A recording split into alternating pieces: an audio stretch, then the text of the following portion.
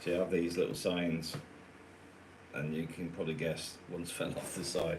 I looked up and thought, there's no cobwebs up there, is there? First thing is today, why am I late? At the weekends is family time for me, so I've got to admit, you're gonna get my 10 a.m. is a bit hit and miss this morning. I had to drop my son off at a location because they're doing a video for school. So he's meeting up with his mates. Who sat making some not swords, what do they call them, rapiers last night because they've got to do something about they've got to do a video on the book that they've just read. So they're doing some reenactments from scenes on there. So that's why I'm late. I had to go up and drop him off this morning. I've got my list for this week, which I just sat and wrote a few things down. I think, politically, I'll start off with the week in politics. I've got to admit, the UK side I'm not really interested in at the minute. Quite simply, I look at what the Labour lot are doing. Firstly, they don't seem to be very honest. So if people chop and change, they lie to your face, do the opposite of what their manifesto and everything is, I'm not even going to waste my time talking about them. I'll just wait and see where we end up. Because quite simply, I can see a lot of pain still coming. And funny enough, I was in a conversation piece around a Marks and Spencer building in London, which had been ongoing for about 3 years, about the redesign of this building, which is it's quite a beautiful building, and now it's going to look like something from the intro of the UK version of The Office, which is just that bland grey building, which is a minimalist thing, which is to do with the beautification, because the whole concept of that was when people built these massive cathedrals and all this architecture and stuff, certain people seen that the people that did the design, all the work, spent generations sometimes in creating this artwork, that they never benefited from it. And as I was saying to my wife, I says, well, that's just nonsense though. You may not remember the carpenter, you may not, but that's like, who designed your car? You just know the brand or whatever. But the thing is, the beauty is timeless. So the person who paid the wages, whether it be the church or whatever, do you remember who paid for it? The answer is no. You remember the art. You may be lucky enough to remember Da Vinci or whoever did the designs. And if you're really into it, you may actually be able to go through the history of the actual artists themselves. So the point being is, this bland stuff is more like a communist thing for me. It's just horrible. I think cities are better with beautification. I think they invite people, probably reduce graffiti and vandalism, because people see the beauty and invest in it. So that's one way Angela Rayner has jumped in on it, and I'm sitting there going, well, I don't think it was a good move, because I actually think they should have maintained the actual design of the original building. But anyway, it's one of the reasons I'll never be a Labour supporter in that sense, but in this form anyway, because they're more aligned with communism than anything else from what I'm seeing. So that's the UK. US side, not a lot going on, because I think everyone's now waiting for Trump to drop in January. So that seems to be quieting down. A lot of stuff that seems to be spinning out there is sort of regurgitated. They're still on about The View and stuff. And another thing I found funny on The View was, I don't know her name, one of you guys probably do. There's a woman on there who's normally quite critical, and from my perspective is quite racist, anti-white, etc.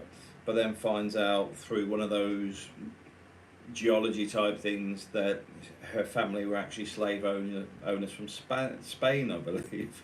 So that becomes a little bit hypocritical, but anyway, that's the US for me. Not a lot going on, although I do think I can see the car embargoes create some interesting turns when things start going that way. But to be fair with the US, like Volkswagen and everybody else at the minute, they are in a strange, peculiar position because China's not buying Western cars. The market slumped, I think, by about 30%, because China buy a ridiculous amount of vehicles, and that market shifted.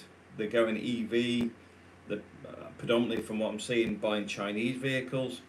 But I'll see how that pans out, because let's face it, China's not famous for its reliabilities. I know they're moving forward in a lot of tech, but there is a lot of problems in their car industry as well. There's been a lot of corruption as well around the cheaper stuff and things they've got up to.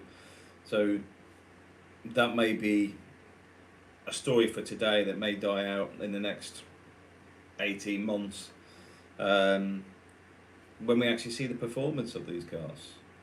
So we'll see where that goes. I mean, my view on it, the big problem with a lot of the car companies out there is I think they've been leveraged by the banks, and there's a bit they're not talking about. I mean, we just had a van manufacturer in the UK start to shut down a factory because they get fined near enough the cost of a vehicle they produce because it's combustion and not electric. So it's interesting times, and it shows you how a lot of this is being forced on people. And like this, the media is pushing all these bad European companies, combustion engine, blah blah blah, pushing the EV, all going to be EV. But I've got to be honest with you, I don't want an EV car. I don't want the hassle of when I go to the UK, I can leave it parked up at the airport for a month or so. What if the battery drains for whatever reason? Because let's face it, I'm not 100% that the quality's there and a lot of this stuff either. I mean, I remember even when I looked at a Tesla, it just reminded me of a expanded Matchbox car. It didn't seem solid and well built. It just seemed a bit plasticky. But we'll see where it goes. I mean, I've got a combustion engine that's going to last me the next decade, so I'm not particularly bothered on EV stuff, except if I get forced to have one in the UK for work reasons. But even then, I need to have a look at what that's going to cost me in tax, because if it's a company car, the tax association is going to start coming in, especially with this Labour government. So the incentives of going electric start dropping out as well. So we'll see where that goes. Ireland's just had its election as well. That's another one this week.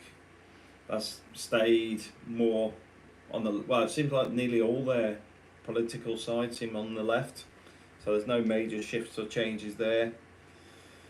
France, obviously, Macron's got a massive problem with the parliament now.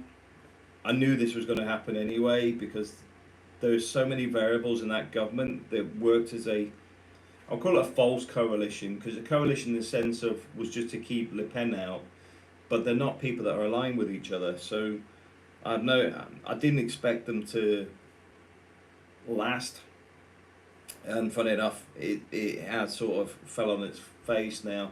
But what that means for France, let's just wait and see.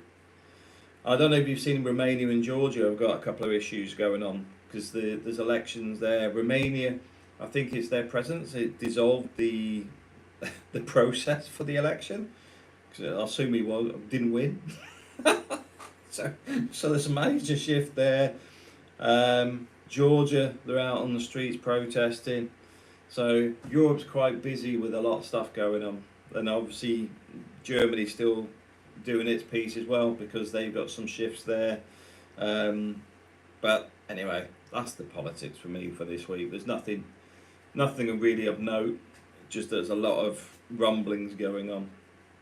Which gets me on the important topic, which is stop caring. It really is. It sounds bad, because I remember, I mean, even moving to Spain, they try and encourage you to be political and get involved and be involved in stuff. But one of the things for an easier life is stop caring. It's like, just focus on your stuff. And it sounds a little bit selfish, but it's because most of this stuff, A, is very, very toxic and negative, and B, you're not going to influence it to a point of interest. So you get fixated on the politics of it, but in reality, you're not going to make any changes. It's like Starmer. He's lied, as far as I can see, on everything he said that got him into power. Has it got him removed? No. Has the election what was it, the petition that's got about 3 million people on it, got him to force a new election? No. It's going to get discussed, I believe, on the 6th of January.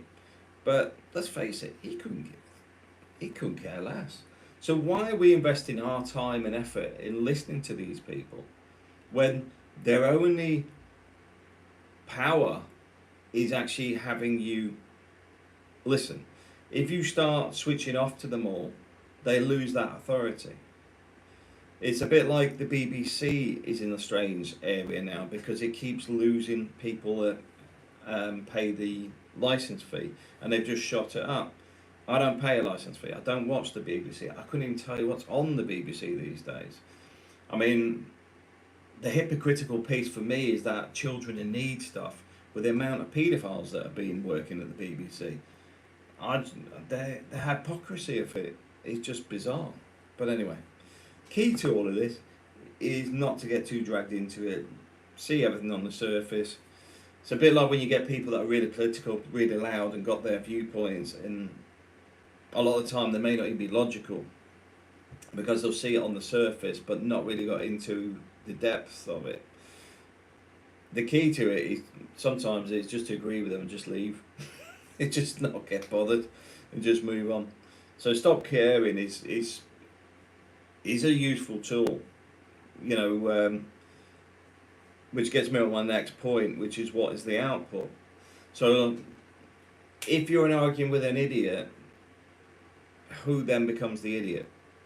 You, because you're wasting your time on people that are so narrow viewpoints. You'll never get them to change the way they think, the concepts behind it. And a lot of people often don't understand beyond what they've been told.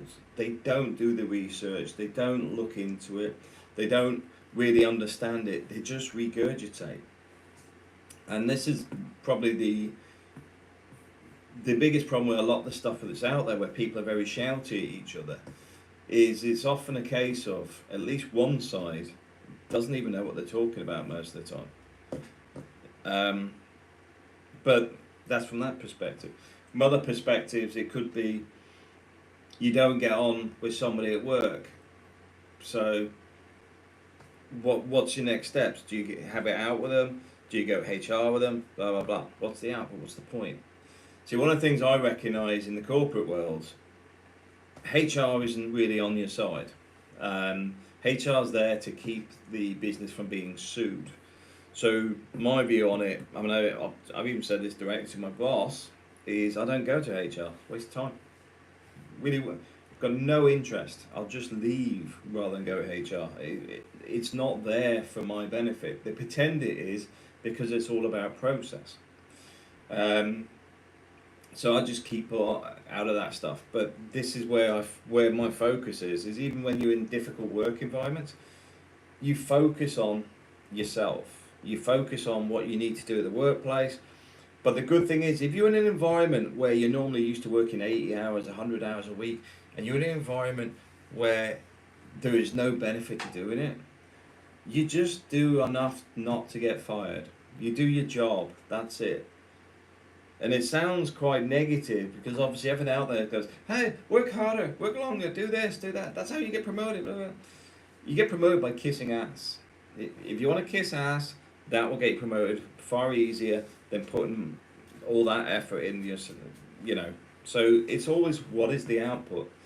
If I sat and redesigned all this over the weekend because I want to promote it, you know, that I can produce something much better, is it worth the effort? Is it for the self-worth? If it's self-worth, why don't I just do it for myself and maybe do tutorials and stick it on Udemy or something and sell how to do it. You know, if you're doing it for recognition and you get recognition, fair enough. But it's always, what is the output? What's the positive? What's the negative? What is it going to change? What's it going to trigger? What's it going to achieve? I was talking to somebody recently who had somebody in a business, not this business that I work with, another one, where he's actually raised a grievance against his boss and someone else in the business. And he's gone directly to a, well, it's not the vice president of the business. Now, I cannot see that ending well in any perspective, because what you look at is, if his boss and that have been doing stuff they shouldn't be doing, it's very likely they'll get a slap on the wrist. What's more likely to happen is he will be punished for going against those people. Now, if you're on the LinkedIn and stuff, they will often talk about it's no, it's not like that, because it's all false face. It's all like, oh yes, you should raise these, whistle blow, do this and do that. A lot of that is to get the umbrellas up before it starts raining. They want to know what the problems are, not for your benefit, but to protect themselves and the company. So in this case, he will be seen as a troublemaker. As a troublemaker, they will probably find another way of getting him out of the business. What they do is they'll send you off into a role that may be isolated. They may send you off into a role that doesn't really fit your skill sets or something else. They'll find something to try and steer you away from the business. I've seen it for like my entire working career. I've seen it happen to people all the time. And it's a lot of the time it's not even them that the issue is. Normally there's been a shift in management. The management then focus on a specific thing, assuming that's the problem, when in fact it could be a bigger issue. The problem you get there is they then try and steer everything as if that person's or those people are the issue, rather than thinking, well, hang on, I've actually got this wrong. Maybe I should try and correct it. I've never seen any of them ever correct a thing. I've never seen anybody ever apologise for anything they've done. Are they narcissists? Not all of them, but I think a lot of them just want that easy life, or the yes people. So once they bought into it, they can't undo it, because that takes a lot to admit you're wrong. But anyway, that's what I'm saying. You get, what is the output? Would that guy have been better to keep quiet about the issues he's got? I think he would have been better off engaging with his boss first and seeing if he could actually steer it in a better way. But I don't think going to HR is going to help him long term. I think he'll probably end up losing his job. But at the same time, the easiest option would have probably been moved to another company and just call it a day. Next one is discipline in a book. Now, you'll hear a lot of people say you can achieve everything through discipline and focus, etc., and go the extra mile. But one of the key things you need is a little book. I can't see where mine is. It's on my desk somewhere. I think it's under some of this paperwork. But what you want to do is set out what you're going to do. So, going to go on a treadmill for an hour a day. Going to lift weights for an hour a day. Going to read a book for an hour a day. You know, put your structure in there. But then also put the goals there, so that you know what you're achieving. Now, these can be all sorts of different things. So, for example, one of mine at the moment is, there's two key things I do want, which is to buy a farm or a small village, and to get one motorcycle, possibly 3 over a bit of time. So I've already gone and looked at the motorcycle. I've already looked at it. I know which one I want. I visualised exactly what I want. So that goes on my goal list. That's why, you know, you see people get photos and they'll stick them on their desk, especially salespeople. It'll be like normally a new car, a holiday destination, all that sort of stuff, is to keep you focused. Because when you're doing sales calls and getting those negative calls or whatever, you can look and go, that's what you're focused on, that's what your goals are. So the point being is that's where the focus should be, where you're going, what you're achieving. But your goals sit alongside what you're going to do to make it happen.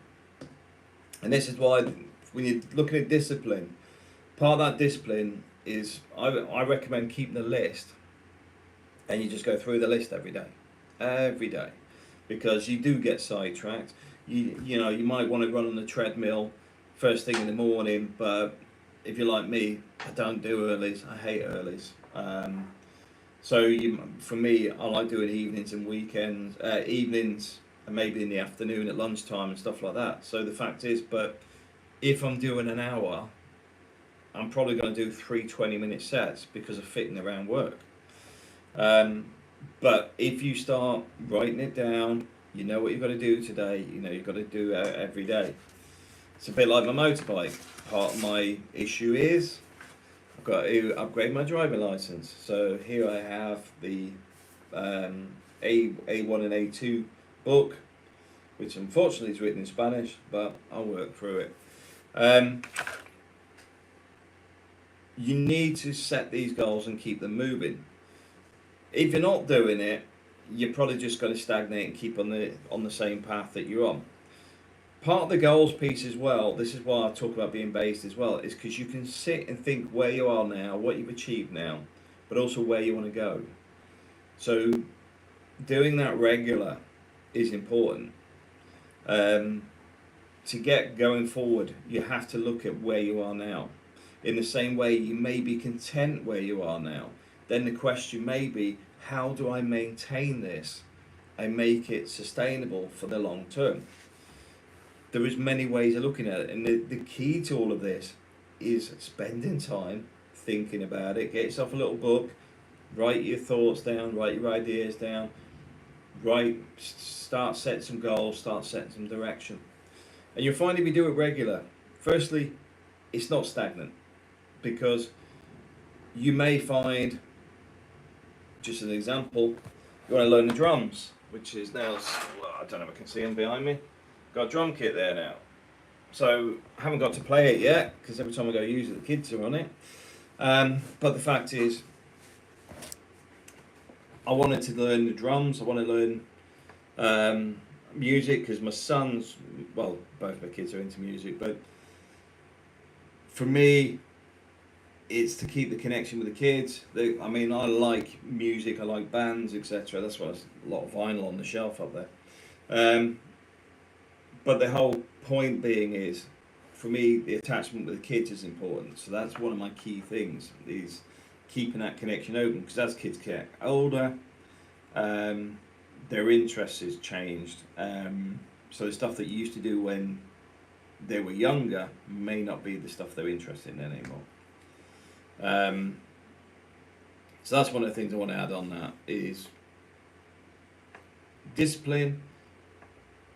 Keeping notes, it's not, yeah, it might be a diary, because obviously you're going to evolve it over time, but it is worth keeping. Which gets on to the next point, is just work on yourself.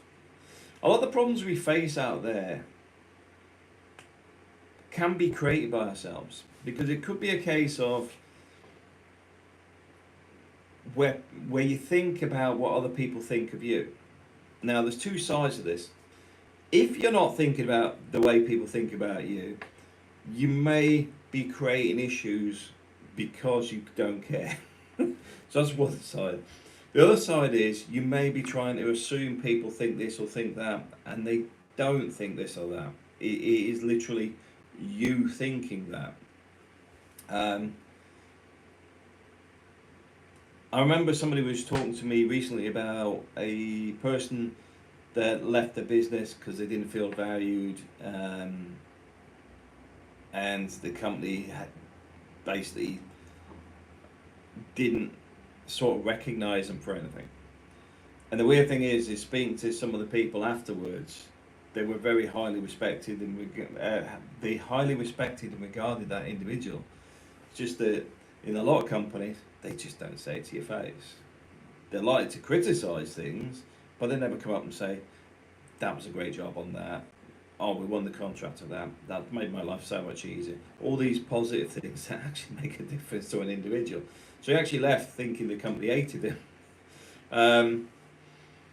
which was a pity because he's a good person. So, but yeah. We'll move on from there. But working on yourself's an important thing. Like I said, some of it is things like that, is the interpretation. One of the things I do recommend is actually just looking inwards. I think a lot of people don't actually look at themselves often enough. See, I know I can be quite blunt. I know I'm a person that you build trust with. I don't give it freely. Been burned too many times. So I recognise my faults as well as my positive aspects.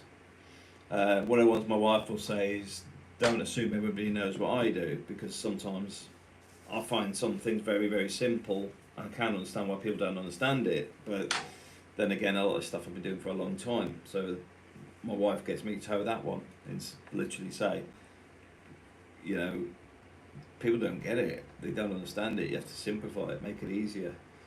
And when you start getting into that mindset, you can take a lot of the pressure off other people as well as yourself, because although you need things done tomorrow or whatever, you recognise that you're probably going to have to put some of that effort in yourself, because quite simply they ain't got a clue. There's a lot of people out there now with limited skill sets.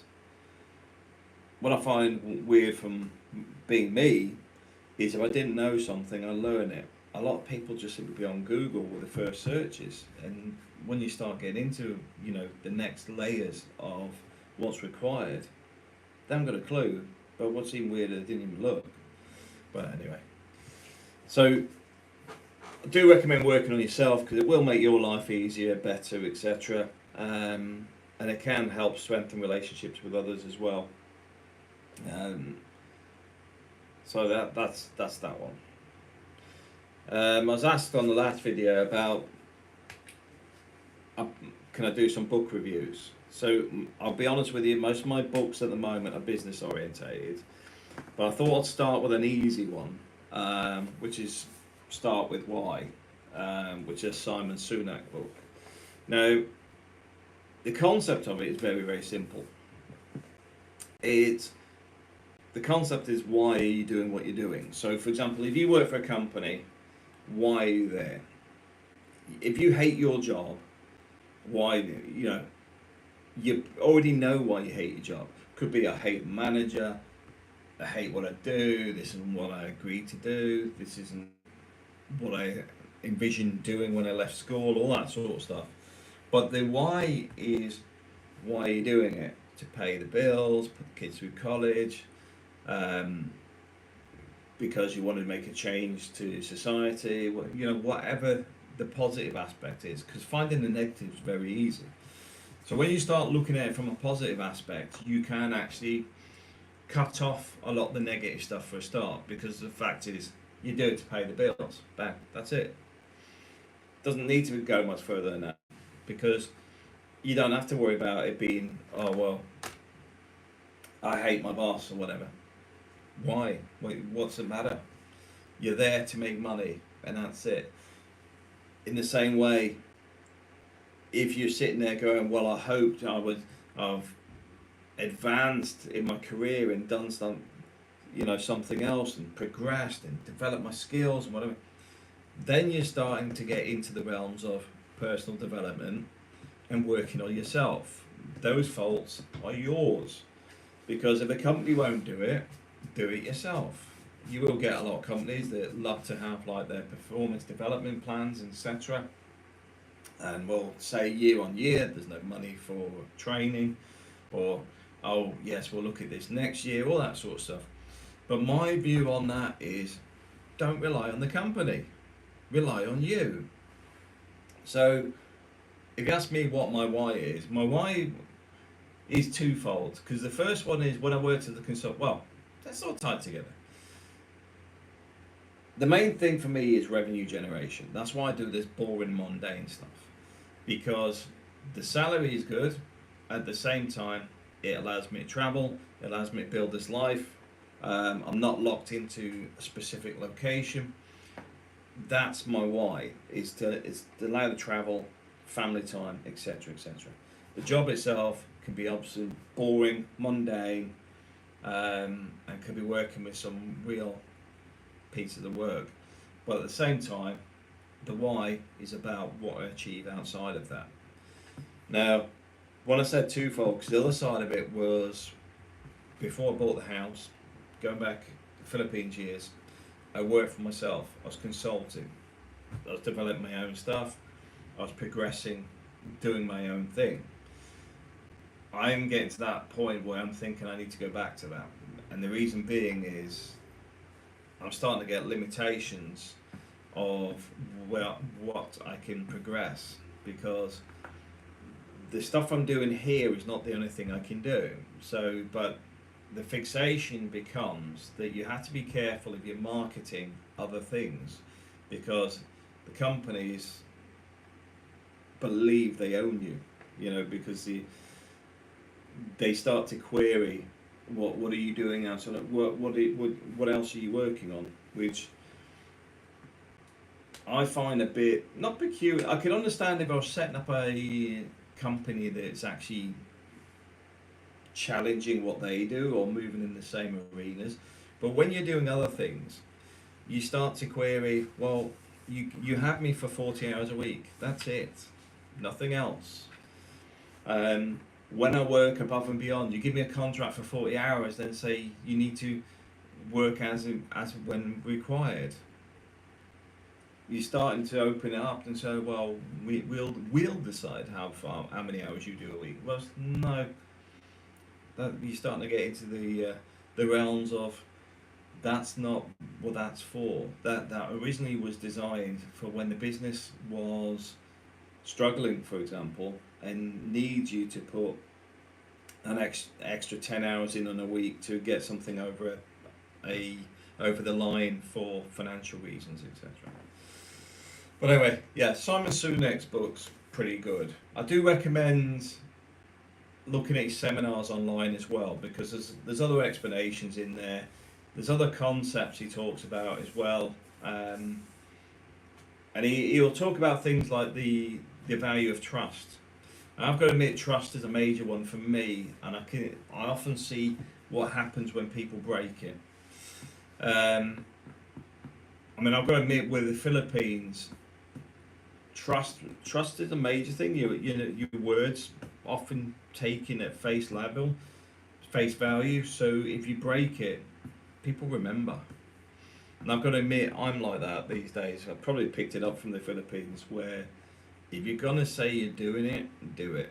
Otherwise, your word's worth nothing. Absolutely nothing. So, but that book is Start With Why by Simon Sinek. Like I said, the seminars are quite good. I think he's done a couple of TED Talks as well. And I've got his other book there as well, which is, I think it's Leaders Eat Last. But they are both good books. Although, like I said, they're quite simplistic. Because the concept of why, once you actually say it, you think, how do you manage to write a book on something so simple? But the reality is to do the evaluation of where you see what brings you to work every day. And this gets into the other business pieces that I was talking about earlier, like stop caring. People are always gossiping, arguing, whatever at work. Well, your why is to turn up, get paid, and go home. Then all that other stuff doesn't matter. Just ignore them. It doesn't matter. And the weird thing is, this sort of stuff goes against the grain of trying to get promoted, senior management, etc., etc. But it's a bit like the degree I'm doing at the moment. The way the degree works is how I would normally work, avoiding the DEI stuff. I'll be honest with you, DEI, I don't work that way. Mine is very simple. It's based on the output. I want the best person for the job. That's it. Nothing else. I want the best person. End of. I'm not interested where they were brought up. Don't remember, care what colour they are. Disabilities. Those are irrelevant. In the same way, it sounds like I would have to have the most able-bodied white person because that's because you're being racist. No, no. If a disabled person from, I don't know, India was the best person for the job, that's it. I'm not interested in the rest. I don't look at the rest. I don't care. It's a lot of discussion I had yesterday with my wife about a guy I worked with for several years. And I was talking to Neil, a project manager who's working with us previously. And I says, a lot of this stuff leaks in this with DEI and everything. Because they assume that people need to know. And I think this gets back to the bit where people think people are talking about them when they're not. Because Steve and I worked with for a few years, don't know the name of his kids, don't know the name of his wife, and he didn't know the name of my wife or kids either. And I was having this conversation with Neil. Neil's worked with me for nearly 2 years. And then he realised, he goes, "Oh, you don't know the name of my missus, and I don't know." I says, "Exactly. So why am I interested in what people are doing sexually? What's it got to do with work? I'm only interested in the output." And it's not because I have a thing against anybody. It's because my work focus is work. And this is where a lot of things have shifted. Because I think they've tried to bring too much of people's emotions into the work environment, which is sort of backfiring. I don't see Jaguar lasting the next, let's call it 4 years. I could see them being broke. Anyway, moving forward. Next one I was talking about is go to college or go on YouTube. I've had to have a think about this one because there's two sides to this coin. The first one is if you work in the Middle East or you work in at certain levels in businesses, they often want a degree, and it doesn't matter what the degree is often. It's because you've got a degree so that you can move up to director levels or into some of the senior management roles. So my view on this is depending what you want to achieve would depend whether you go to college or not. Like I said, I'm doing my masters, and I'll do I'll do the degree, and I've got an MBA piece to finish off as well after that. But the point being is, go to college for the paperwork if that's what you need. I remember doing my carpentry and joinery sitting in guilds because it was an extra 36 pence an hour if you had to sit in guilds. Didn't make you a better carpenter because everything you learned never used on the site. But going to college is often just bureaucracy. You may get to see a bigger picture piece sometimes that won't actually be involved in the business. And like I said, the way the course is structured and the way that the course I'm doing talks about how to manage people and empathy and things like that is the way it should be done, but isn't. But at the same time, you know how it should be done, and then you go to work and it's the way you need to get it done. It's the same with carpentry. Sit and draw it out, measure twice, do it this way, on site, bang, bang, bang, pay by the meter, get it out the door, do it as fast as possible. So there's two different things going on here. If you need the paperwork to get more money or get a promotion, take on board. That's probably all you're going to get out of it a lot of the time. YouTube, Udemy, all those other ones. There's a lot of good stuff out there now that you can utilize to learn the trades.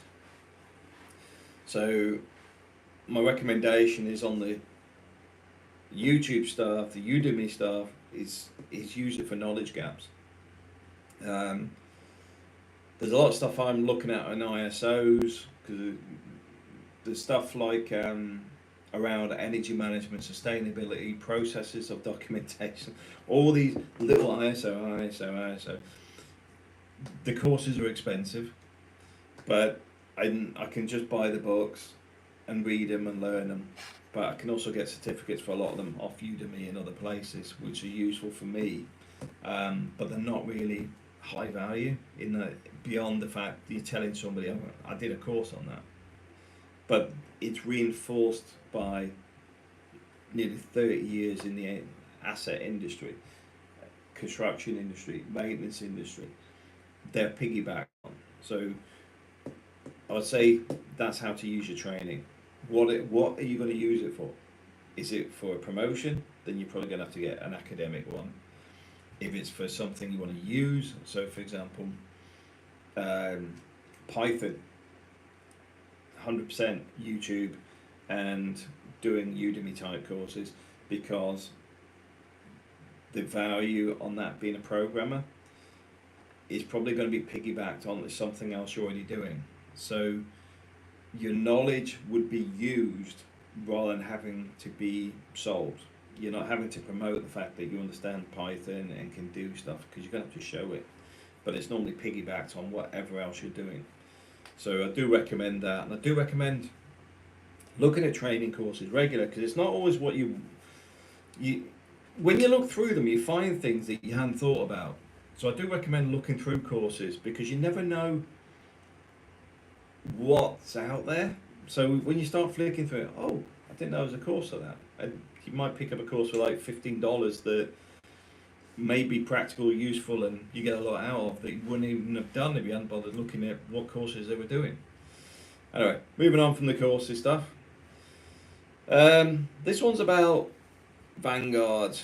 Now, Vanguard's getting a bit of bad press at the minute, but I've got to admit, I invest through their funds, so I'll take it on the chin on that one. I do use it for my ISAs. But when I look at the interest I'm making on my ISA, I just want to put in some practical perspectives here. So that ISA I've set up in the last, what's that? That's about 14 months now. So in the 14 months, it's now generated £1,700 profit. I want a motorbike, but as I said, I've got to do my exam first. So what I'm doing is every month I put money into the ISA. I keep building it up. The interest accumulates every month. So it's making maybe 150 whatever pounds a month, and then it compounds, because the more money that's in the account, the more it compounds. Because every month you say you gain 150 profit, well, the following month you get an interest on that 150 that's also been reinvested that you made last month. So it rolls itself. But the thing is, I want my motorbike, but in reality, by the time I finish this, I've probably had my fund going for 2 years. I may draw down the interest and pay for the motorbike just out of the interest on the loans, the interest off my investments. The reason I bring it up is there's a practical thing where instead of spending €7,000 on a motorbike, instead I used interest that I'm already accumulating to pay for it for me. And I just want to put that out there, saying that didn't take long to get to a point where that I could practically do that.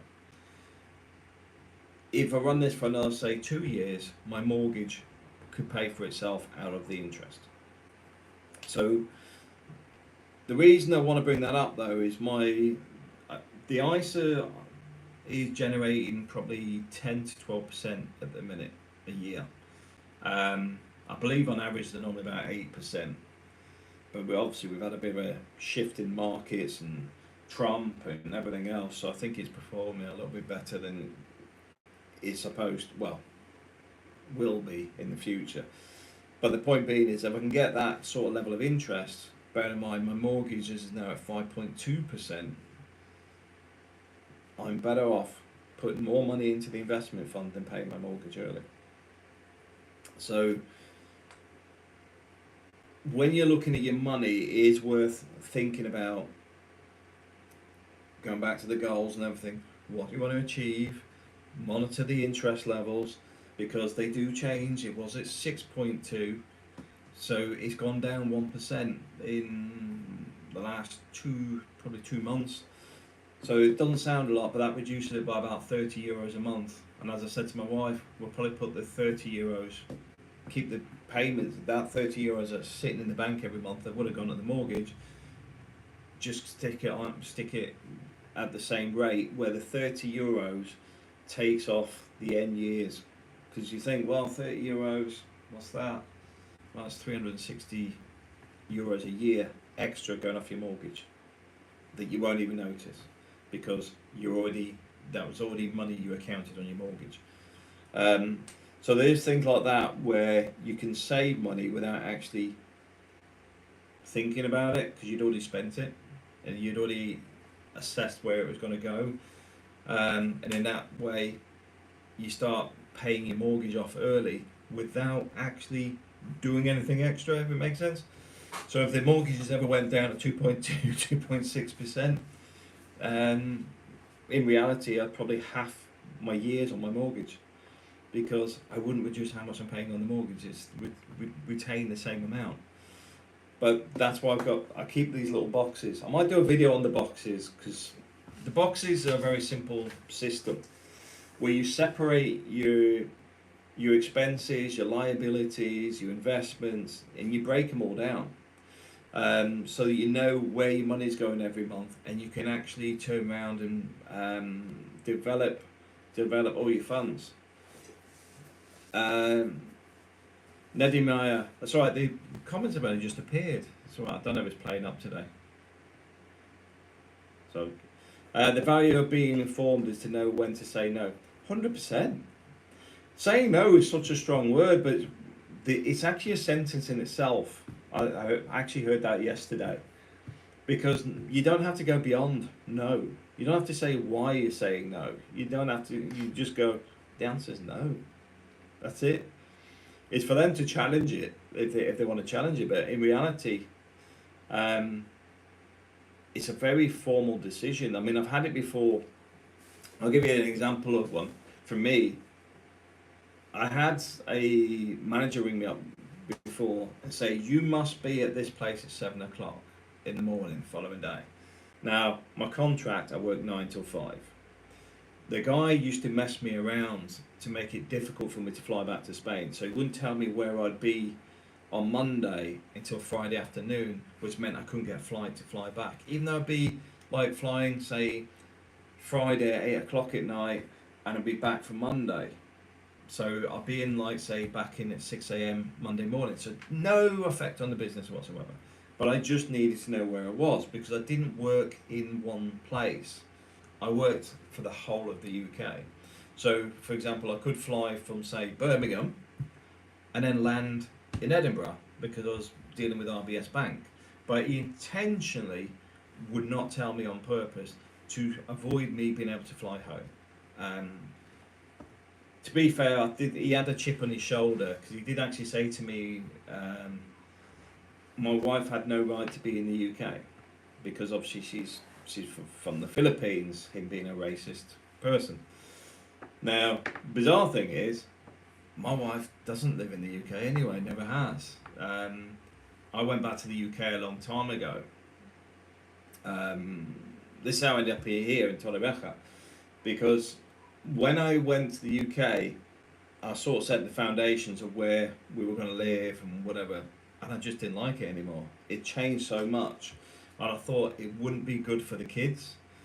So I was working for a company in Norfolk, and I met a guy called Steve. Steve owns one of the contractor companies. No, was it then? No, it was years later actually. I bumped into Steve afterwards because I'd worked with Steve several years earlier, that's what it was. And when I come back to the UK, I was saying I sort of didn't like it here, and he says, oh, come over to my villa. So on a bank holiday weekend, because It's important this because there's no association with me and Steve at this time, so it wasn't anything to do with bribery or anything else. Um, so I come out to visit Steve's over the bank holiday, and I just fell in love with the area. I could see it's quite a um, secure area. It seemed to have low crime. Um, People were generally friendly, etc., and that's how we moved here. But anyway, back to the original point. So he told me you must be here at 7 o'clock in the morning, and I said there is no must. I could tell you get stuffed. I could drive up there and slap you in the face. I could tell you, I could quit. There is no must anything. And at that point, he says, "Oh, I would like you to be there."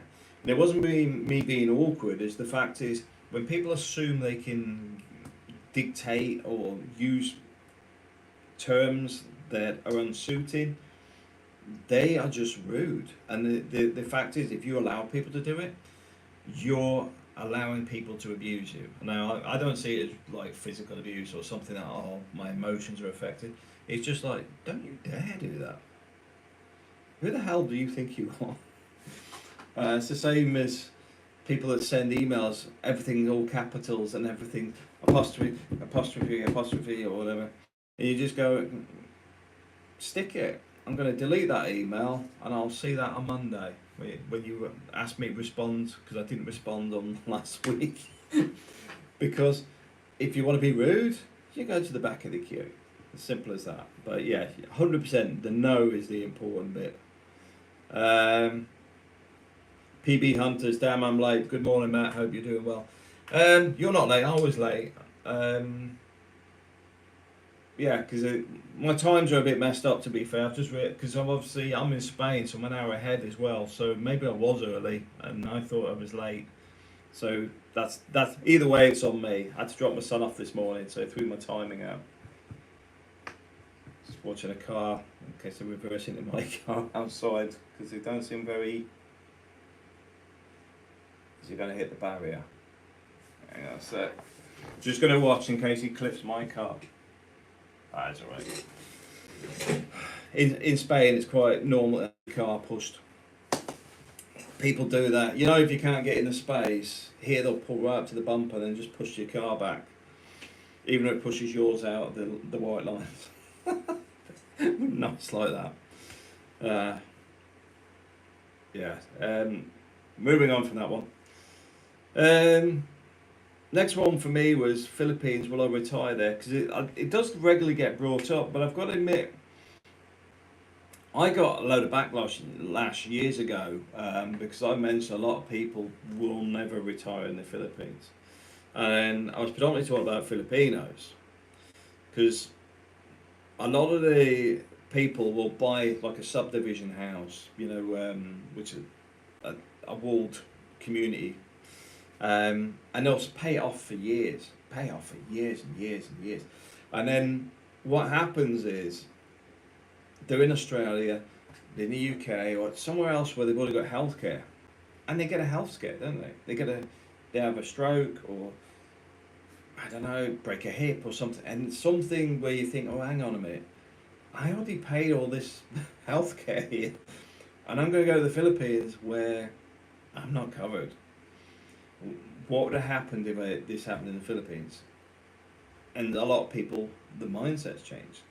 Now, for me, in Spain, where I am, the eco-climate makes it one of the best places and healthiest places in Europe. We've got 2 fantastic hospitals here, which are globally recognised, they win awards. There's low crime. The community is very strong, etc., etc. The weather's good, so it makes it very difficult to think, should I go retire in the Philippines? I think for me personally, the next few years I'm looking at changing the way I work. That's why I'm talking about pumping the investments, and even this morning I was starting to think about going back into the crypto because I need to generate some extra cash. I'm starting to think outside the box. I'm starting to go back to the way I was. I got locked in with the firm I'm with now and the previous firm because they have lots of problems. So me being me, I become obsessive on fixing things. But I'm now in a position where outside of work, I'm no longer thinking about work. My focus is now back on me. My focus is now back on the family. My focus is now where we're going. So there's a few ideas I'm working on, and if any of you guys actually know much about it, please get in touch. One of the ones is we're looking at staffing for the NHS out the Philippines, Spain, Venezuela, etc. Because that market is expanding. Spain has a shortfall on medical staff as well, but I'm also seeing shortfalls in engineering. I'm seeing shortfalls in skilled labour generally. So we're looking at that as an enterprise. We already have a partner business in the Philippines. What I'm actually trying to do is open up the sales end for the UK and Europe. One of the problems with Spain is it's very linked with the government, which is probably very difficult for me to break. The NHS, I think I can source and work with finding solutions to that. I'll have to spend a bit of time on the forums and stuff and going to conventions and meeting up with people. But one of the things I'm keen on is developing relations between the different nations, as well as, what frustrates me. I mean, I'm going to be straight on this one, is when we're importing a lot of people. Even Spain, they're on about it. They need X amount of million of immigrants, but they're not talking about what type of immigrants, which is a socialist thing that everybody's equal. They're not. What you want is more skilled people. You want people in areas of demand. Otherwise, you're just going to get people that are just people, and a lot of people are unusable. They have no practical skills. We just end up with a lot of problems which we're now facing, where we've got a lot of people that don't offer a lot for society. And I'm not going to blame those people for those situations, but I look at the problem and think, well, what's the actual solutions here? Well, we've got shortage of nurses. Let's work on developing things for the nurses, care workers, engineers, and not only do it there, but why can't we do the same in the UK? So that's one of the things I'm working on, because I'm starting to get my time back now, so I can start working on these ideas. I've started working with a couple of people on BIM, which is to do with the building management. But also we're talking about documentation, and the reality is a lot of the problems I face, because we're working in the same industries from different angles, documentation is one of the worst problems in the industry. Some of it's intentional, because if you, I was going to say lie, but they don't like the word lie, creative with the truth, you can reduce how much information you give, which can reduce the amount of, say, assets in the building, or the size of a building in some cases, and then the contract bids come in undervalued, because the reality is the buildings are actually bigger and have more kit in it than you told people. And a lot of companies, once they're in the door, don't want to discuss it because they're worried that they might lose the contract. But at the same time, we're starting to go down the route now of using blockchain technology, integrating with CAFM systems, but also looking at how the data can be used. So these are things I'm working on now, outside of work. And I'm looking at the asset management piece as well, because this is what I'm thinking. Maybe I need to start opening up and just taking the band-aid off and calling it a day with work and going back to consulting. But anyway, yeah, the Philippines one. What I'll see with me, as I can see me visiting the Philippines more as my job cycle changes, because got a lot of family still in the Philippines, a lot of close friends. So going back regularly is something I want to be doing. So I think once I get this bit done, Philippines is next on the list. So I love the Philippines. I love the freedom there. Although I do hear the traffic's going around Cebu. Um, but yeah, it's just one of those things where it's alive. I like the place because it's alive. Although I do know the kids want to travel a bit more. I know April and Zoe want to go to South Korea, although that's had a bit of a pickle this week. But we'll see where that goes. I'm not 100% why martial law was called, but we'll see where that ends up.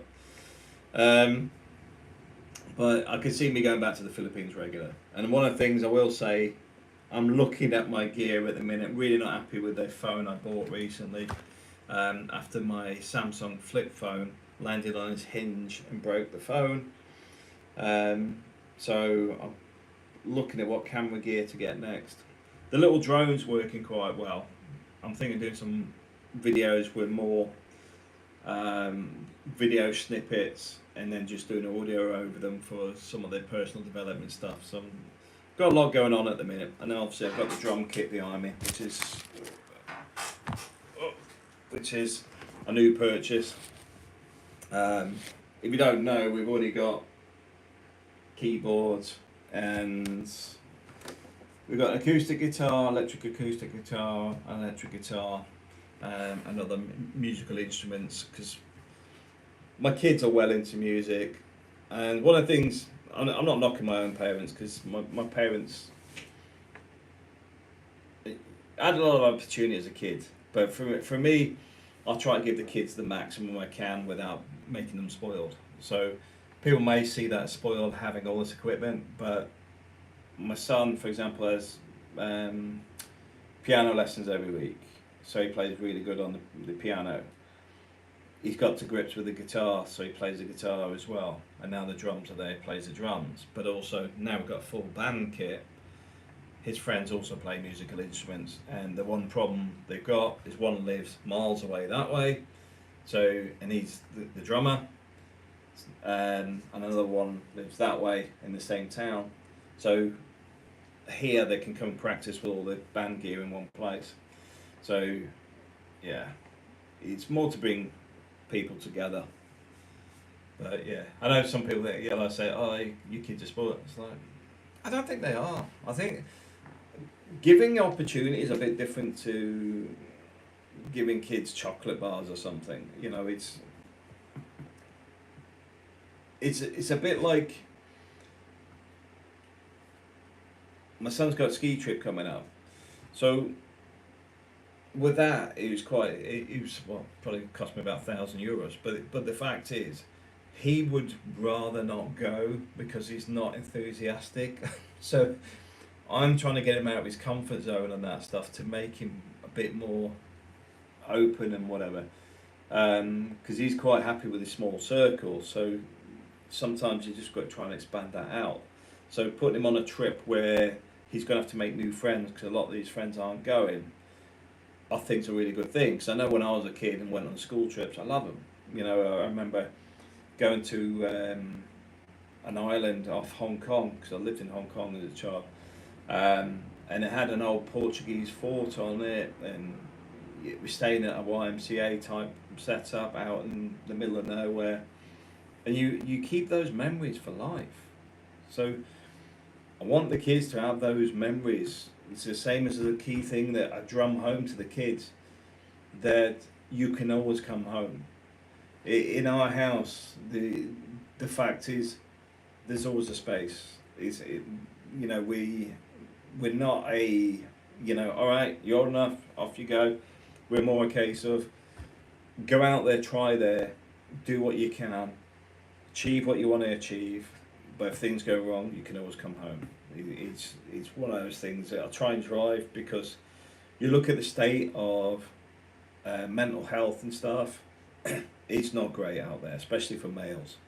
And I think there's an important thing to sort of drive that message home, that your parents have got your back. And the same with his mates. They're very, very tight. Anyway, so no, I won't retire in the Philippines, but yes, I will be going back again. This is why I'm looking at where I can shift things. The mortgage has been the noose around my neck, to be fair. And I say not in a negative way, in a positive way. I look at it from a positive light that I paid 3/4 of it off within 3 years. So who the hell am I to moan? Some people spend 25 years. So I can't grumble from that angle. All I can say is what's sort of stalled me, along with that lovely COVID thing that stalled the entire planet, that did nobody any favours. So possibly Amazon and other remote shopping places. Next thing is visualization. I'll just check if there's another comment, because they don't stay on the screen, I have to keep pressing the button to see if you said anything, because it doesn't tell me. No, okay. Visualization is an important one, and I do bring this up because if your life's in a stall, things are going wrong, or you just want to get through the day, visualizing things is very, very useful. That's why I keep a book where it says what I need to do today, but all at the same time, what do I want to achieve? It's why we've got a whiteboard where it's got the mortgage amount on it, the investment amount, and other information on there. Nothing can be stolen by the guys, so no point robbing the house thinking it'll open the bank accounts. It doesn't. But the concept is that you can look across the room and go, I've only got that left. I've only got that left. That's coming down. That's coming down. Investments are going up. They're going up.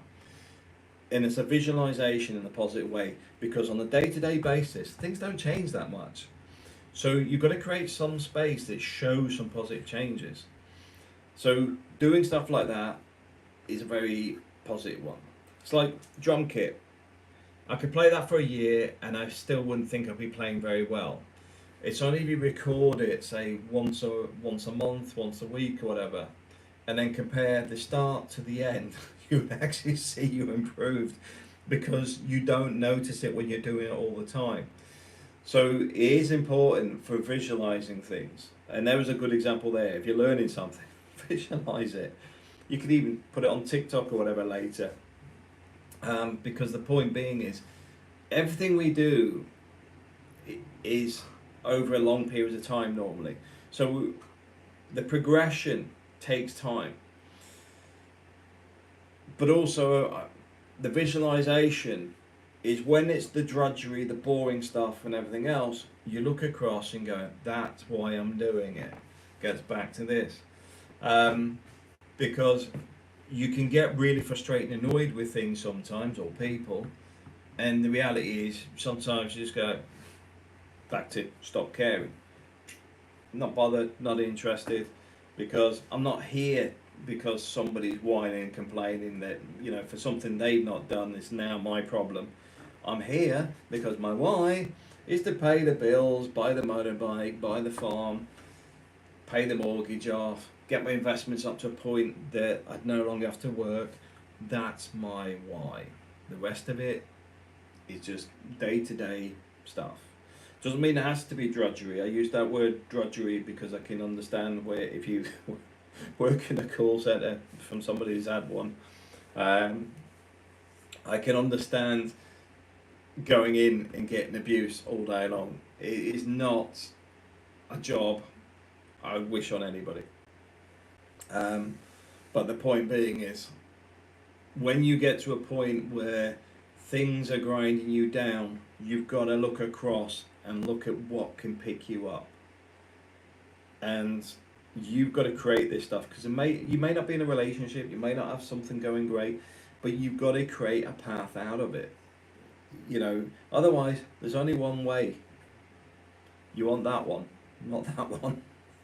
So you've got to create a positive path out of it. Now, don't do that excessive positive energy stuff, because I think that's too Prozac for me, because I don't think they take into account that you can't constantly be positive. You've got to keep building yourself back up, because that's life. So, which brings me on to my final point, which is set a plan. All this starts with setting a plan of how you're going to get out of this.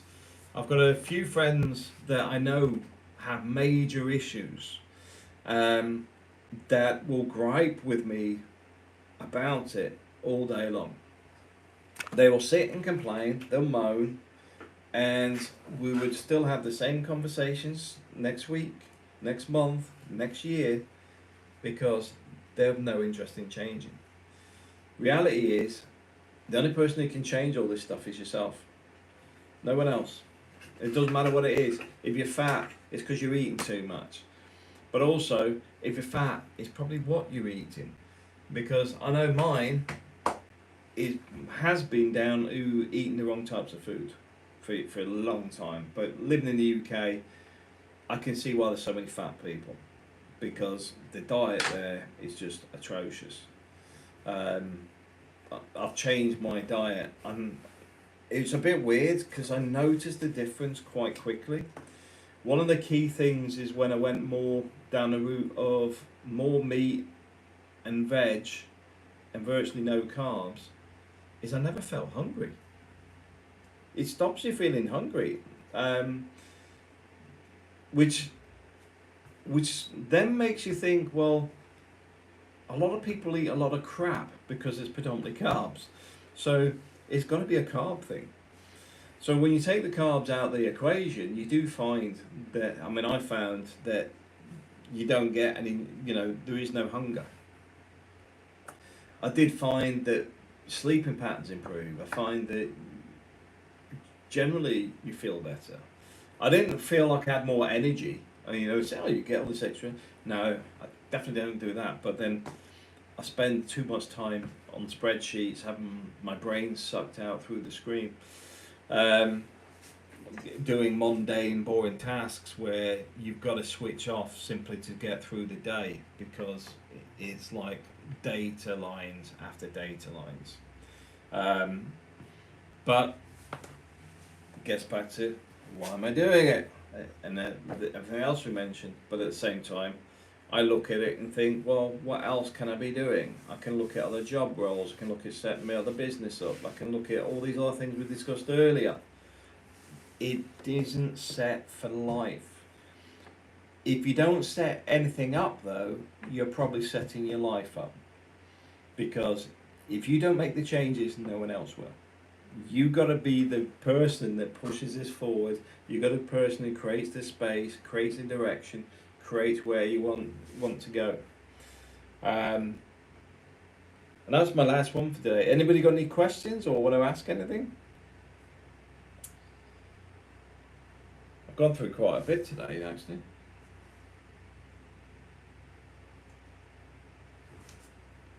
I'll give it a couple of seconds. I can't think of anything else to talk about.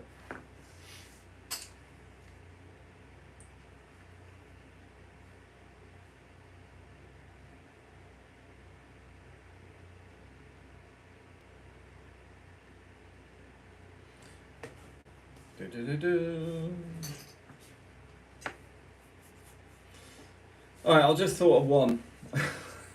There's a funny thing is, I don't know if any of you guys know Katie Hopkins or whatever. I've got to admit, I didn't like her when she was a journalist, but she seems to tone down a bit. I find since she lost legal cases, her home and everything else. But she's up in Alicante at the moment, which is just up the road from me, about 30 minutes. And she was talking about how Spain is with the Christmas stuff, because we actually call it Christmas. We don't have a winter festival here, we have a Christmas. So, but the weird thing is, in Spain, Christmas isn't the main festival, Three Kings is. But anyway, like that's another story. But we have these big Christmas decorations, like the trees, all the lights are lit up on the streets. It's beautiful everywhere. It doesn't matter which town you go to, they've all got it.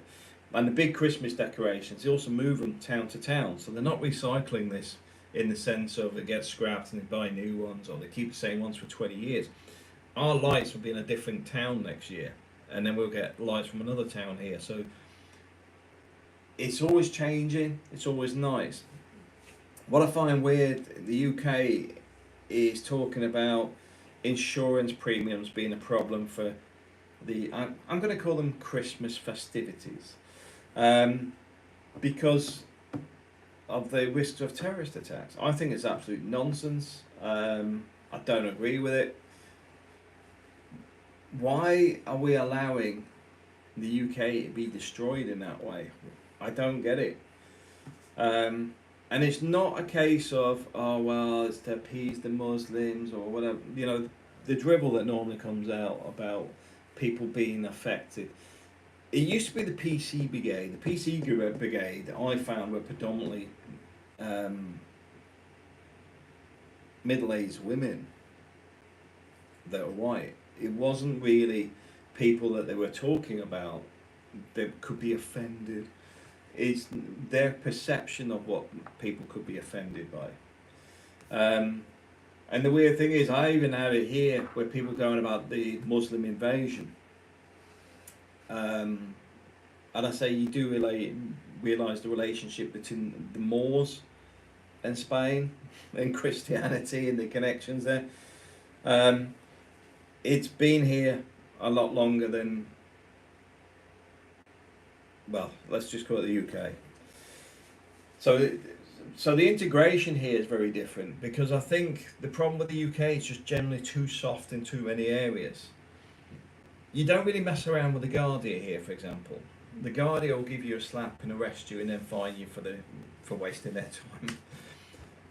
They're a lot stricter. You don't really see a difference between different races or whatever when it comes to the policing. It's exactly the same. The police here are armed. Now, don't get me wrong, there's a lot of drug smuggling because of, we're a route into Europe, but at the same time, you don't really see too much of the smaller stuff. Where I think the UK's got out of control with it. I mean, shoplifting is a massive thing in the UK now.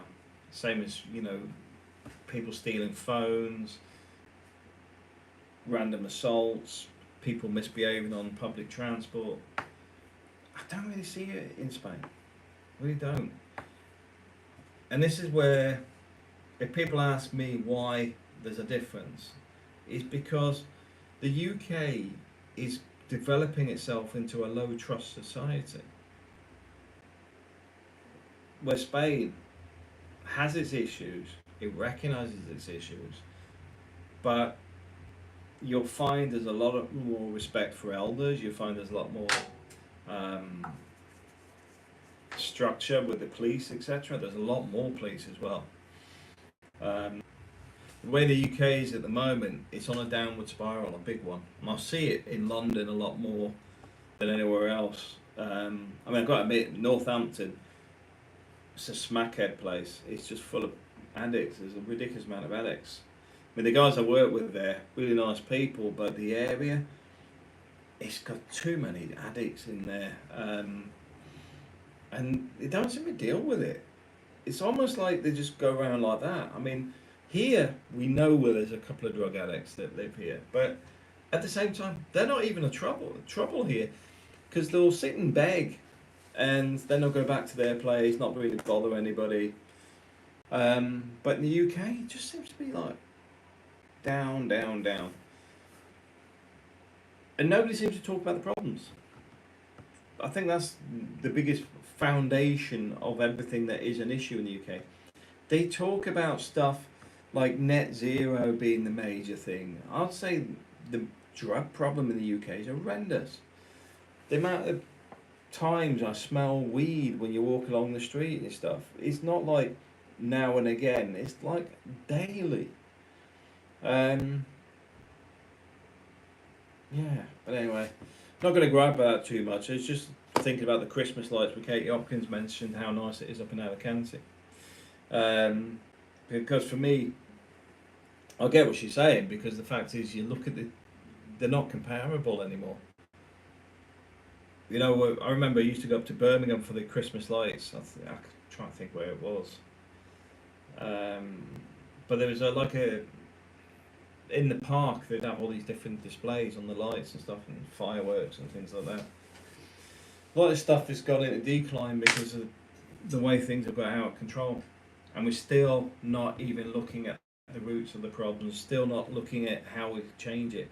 What we seem to be focused on is more to do with DEI, net zero, people in the NHS ain't paid enough, and train drivers, stuff that's actually a problem for everybody.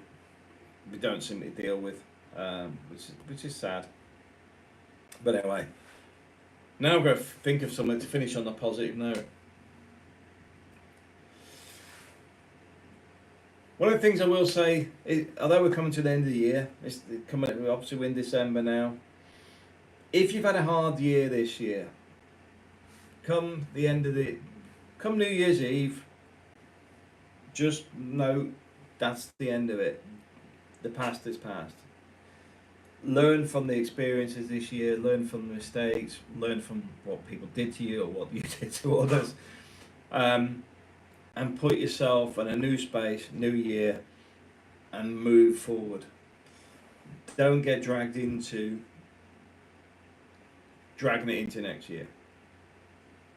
Just focus on the good stuff, because if you keep all that stuff in the back of your mind, it will stay there. And do you know what it's doing? It's taking up your time. It's not giving you anything positive. It may drag you down with anxiety, stress, depression, etc. Anything can be worked through. Whatever it is, you can work through it. I've seen people before, when they come out of bad relationship, bad relationships, financial issues, something happened to them, and it could be right at the rock bottom, but everything is temporary. Move forward. And if you've had a great year this year, reflect on it, absorb it, and maybe pay something forward to other people. Do something that you wouldn't normally do, or help somebody else out, whatever floats your boat. Because for me, one of the things I will say, it was weird, somebody actually posted about, it's on LinkedIn, it was to do with they won the lottery, and they had 4 things about the salary. Would you retire today? Would you change your job? Would you do? And they said, if it's not one of these 4, put your response in the comments. And my response was a simple one: doing things for other people. Because it's the most rewarding thing I've done in my lifetime is actually for other people. It's like when I brought my wife to Europe, one of the things that was a driver on that with my wife, my kids, is I could see all of Europe myself, but I liked more to see it through the eyes of others. Because it's when you get those moments where you've achieved, it's like that wow factor. I remember my daughter and her cousin, when we went to Disney World in America. Her cousins she was like a young adult, because she had quite a hard life. But so she acts like she's got her mother's problems. But we're on the paddle steamer, and as it sort of turned, and it just could see the Disney castle just straight in front of you, with it. I mean, to be fair, it's not really that great a building, but for the kids, she would instantly become a child. Their faces just lit up for being in Disney World. It was just like she was the age she should be. Her mind was a child's mind, not the stress and frustrations that her mother creates. It was those moments that matter. And if you can do that for other people, it's far more rewarding than money, as far as I'm concerned.